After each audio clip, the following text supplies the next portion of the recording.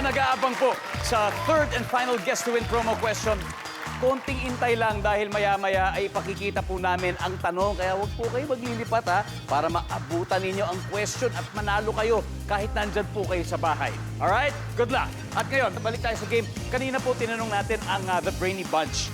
Sabi natin, anong pagkain kaya yung nilalagyan ng ketchup? Ang sabi nila, itlog. And to be very specific, scrambled eggs for breakfast with rice. Nandiyan ba yan? Services!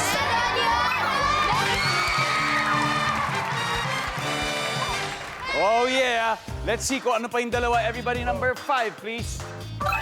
Spaghetti. And number 6, hamburger. Ito na ang score after 3 rounds of Brainy Bunch. 178 points. And the Smart Alliance, 68 points. Susunod na ang napaka-importanteng head-to-head battle ang ating huling round. Kaya Heber and Eunice, let's play the final round.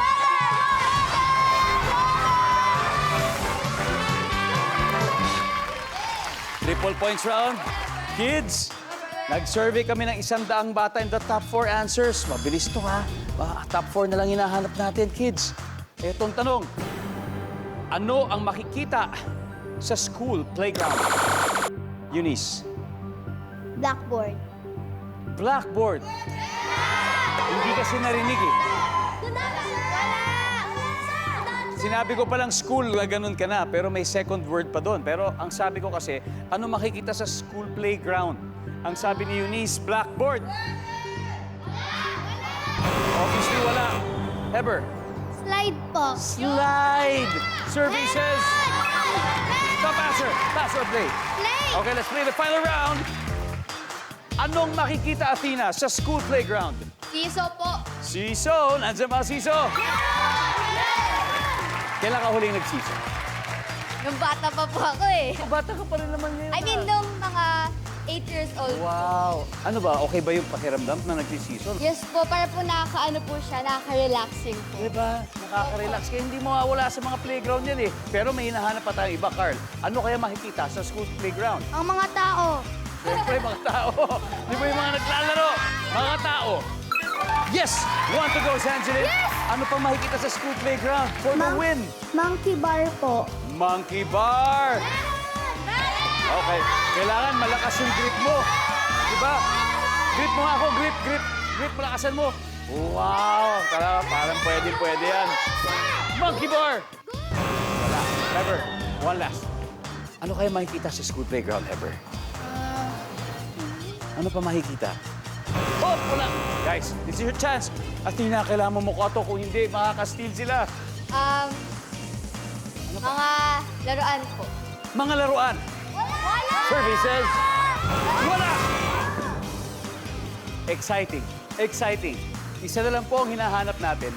Pag makuha nila ito, siguradong panalo na sila.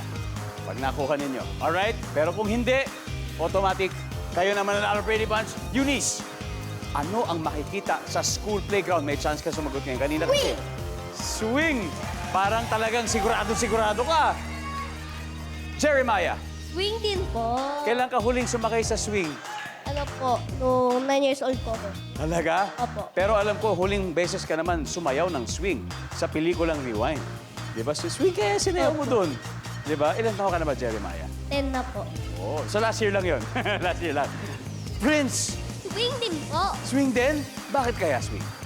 Kasi po, ayun po nilalaro namin ng mga cousins ko pag pumupunta kami sa playground.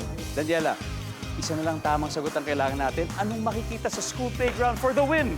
4 na swing po kami lahat po. Sagot po namin swing. Swing! Sana maingganyo ulit tayong bumalik sa mga playground, di ba? Kasi alam natin, marami na yung mga computer games ngayon. Di ba? Pero siyempre, iba talaga yung laro sa playground. Lalo na pag kasama mo yung mga kaklase mo, yung mga kaibigan. Lalo na pag naglalaro kayo ng swing. Nandiyan kaya ang swing for the win? We'll see! Survey says...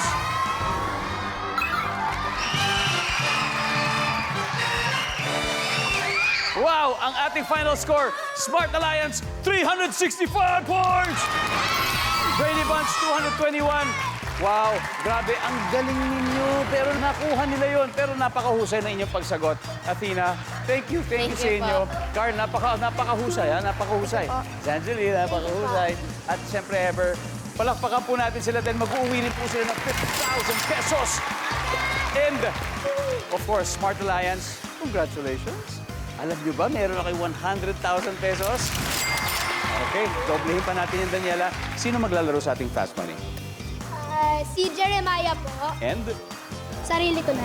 okay, Daniela and Jeremiah sa Fast Money.